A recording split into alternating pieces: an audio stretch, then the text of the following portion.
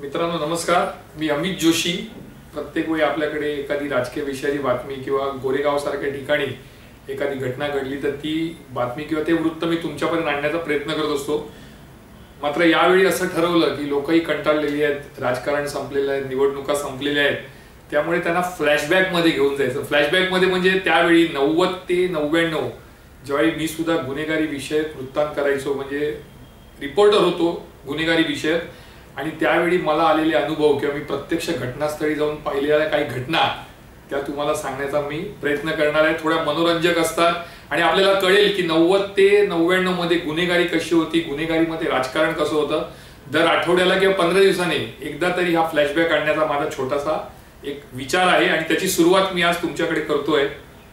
90च्या दशकामध्ये संगीतकार नदीम आणि श्रवण हे नावाजलेले संगीतकार, आशिकीपासून तर त्यांचा एक ट्रेंडच सुरू झाला होता। कुमार शानूला घेऊन, अनुराधा पौंडवालला घेऊन अनेक हिट चित्रपट या लोकांनी दिले होते। नदीम त्यावेळी अगदी चलतीमध्ये होता, दिसायला एकदम ठाकठीक, संगीत क्षेत्रामध्ये नाव। त्यामुळे एका ज्येष्ठ अभिनेत्री, तिची मुलगी नदीमच्या प्रेमात पडली, प्रतिभा नावाची, ती चित्रपटामध्ये हिरोईन होती। ती त्याच्या प्रेमात इतकी वेडी झाली की तिच्या आईने, जी ज्येष्ठ अभिनेत्री होती, जिने धर्मेंद्र सोबत काम केलंय, जितेंद्र सोबत काम केलंय, विश्वजित सोबत काम केलंय, अनेक हिट चित्रपट दिले आहेत, त्या अभिनेत्रीने अनेक अभिनेत्यांना, म्हणजे अगदी दिलीप कुमार सारख्याला पण जाऊन, राज कपूर सारख्याला जाऊन त्यावेळी सांगितलेलं, खास करून दिलीप कुमारकडे त्या गेलेल्या की नाही बाबा, माझी मुलगी एका मुस्लिम माणसाच्या प्रेमात पडली आहे आणि तो ऑलरेडी लग्न झालेला आहे, त्यामुळे माझ्या मुलीचं नुकसान होऊ शकतं।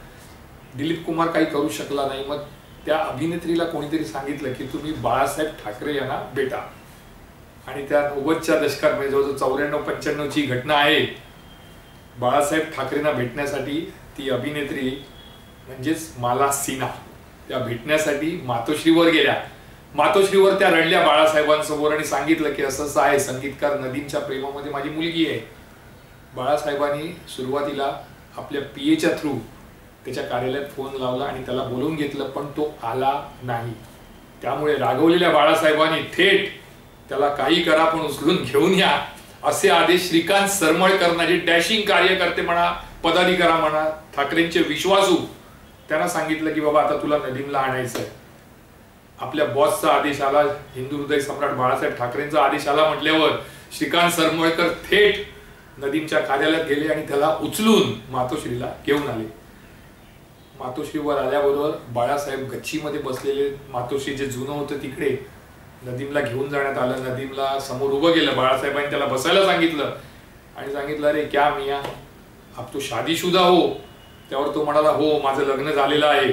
मग जर लग्न झालेलं आहे तर एका हिंदू मुलीला म्हणा किंवा एका अविवाहित मुलीला तू तुझ्या नादी कसं लावू शकतोस?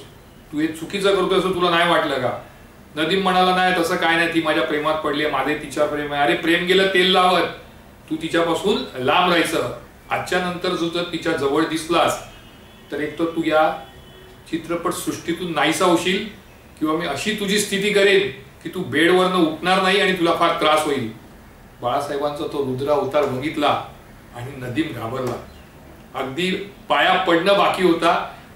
आणि त्यांनी त्यावेळी सरमळकर होते, इतर त्यांचे पी होते बाळासाहेबांचे, माला सिन्हा होती, त्यांच्या समोर तिने सांगितलं की माझ्याकडनं ही चूक झाली आहे, मी पूर्ण प्रयत्न नाही तर मी पूर्णपणे प्रतिभा सिन्हा यांच्यापासून लांब राहण्याचा प्रयत्न करेन। आणि त्यानंतर बाळासाहेबांनी नदीमला सांगितलं की ठीक आहे जा, पण एक लक्षात ठेव, तू बाळासाहेबांना वचन दिलेलं आहेस, त्यांना तू आश्वासन दिलंय, त्याच्यामध्ये जर काही काडीमोड झाला तर माझ्यासारखा वाईट कोणी नाही। आणि त्या दिवसापासून संगीतकार नदीम यांनी त्या हिंदू मुलीचा नाद सोडून दिला। ही घटना घडल्यानंतर लागलीच 1 आणि 2 वर्षामध्ये नदीम आणि गुलशन कुमार यांच्यामध्ये फाटाफूट झाली, बरंच फाटलं एका चित्रपटाच्या गाण्यावरून। आणि नदीमने थेट दाऊद टोळीला गुलशन कुमार यांच्या विरोधात सुपारी दिली असा आरोप झाला आणि त्यानंतर नदीम पळून गेला तो लंडनमध्ये। आजपर्यंत तो लंडनमध्येच आहे आणि तेथूनच त्याचं संगीतातलं जे क्षेत्र होतं ते संपलं, त्याचं वैवाहिक आयुष्य संपलं, त्याचं मुंबईमध्ये म्हणा, इंडियामध्ये राहायचं स्वप्न होतं ते सगळं संपलं। गेल्या 25 ते 30 वर्षापासून नदीम हा लंडन मध्ये स्थायिक झालेला आहे, त्याच्यावर तिकडे गुन्हा दाखल आहे, इथे काहीच होऊ शकलं नाही. मात्र एक खरं आहे की ज्या संगीतकार नदीमच्या डोक्यामध्ये एक हवा होती की आपण संगीतकार आहोत, आपण एकदम फेमस आहोत, त्याची हवा काढण्याचं काम आणि त्याला जागेवर आणण्याचं काम हे दिवंगत हिंदू हृदय सम्राट बाळासाहेब ठाकरे यांनी केलं होतं. मी अमित जोशी रविवारी पुन्हा गोरेगावचा न घेता एखादा महाराष्ट्राचा विषय घेऊन येईन आणि बुधवारी गोरेगावचा विषय आणेन. तोपर्यंत तुमची रजा घेतो. जय हिंद, जय महाराष्ट्र.